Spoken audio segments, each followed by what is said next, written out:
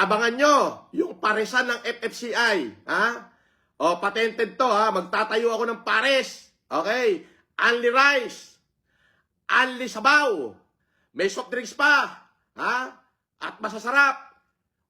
Libre. Walang bayad. Para sa lahat ng buong Metro Manila yan. Yan. Malapit na yan. Ay ano ngayon kung gumastos ako ng 3 milyon araw-araw ay papapakain ko yung napakarami? Di ba? Libre.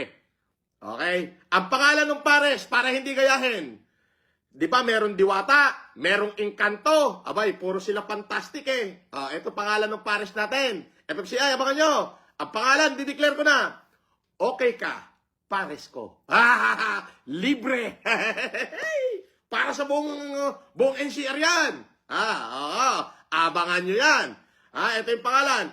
Okay ka, pares ko. Libre yan. Nakikipag-coordinate na ako sa government ng Pasay para makahingi ako ng malaking space kung saan pakakainin natin lahat ng mga hirap, mga street dweller, yung mga naglilinis ng kalsada.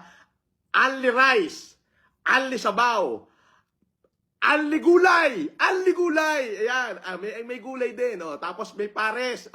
Tapos may soft drinks. Libre. Okay. Tapusin ko lang yung humanitarian ko sa Northern Luzon. Yan yung aking plano. Tandaan nyo yung pangalan ng paresan na gagawin namin. Marami po kami dyan. Kasama ang LGU dyan.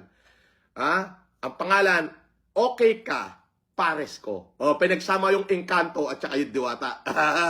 Di ba? Doon sa okay ka, fairy ko. Ako naman iba. Okay ka, pares ko. Libre pares. Unlimited for all. With libreng soft drinks. Isa lang yung soft drinks. Iyon na mag-iisip. Alam kong nandyan ang FFCI. Tutulungan ako dyan sa proyekto na yan. Libre. Lahat ho ng mga natutulog sa bangketa, sa luneta, kung saan man dito sa buong Metro Manila na walang makain. Hintayin nyo ho. Gagawin ko yan. Pagkatapos lang ng humanitarian ko sa Northern Luzon. Okay ka. Pares ko. Libre pares. Nako. Ano kayo ngayon? Yan ho ang aking gagawin. Hihintayin ko lang. Walang gaya-gaya, putumaya. Yan ay libre.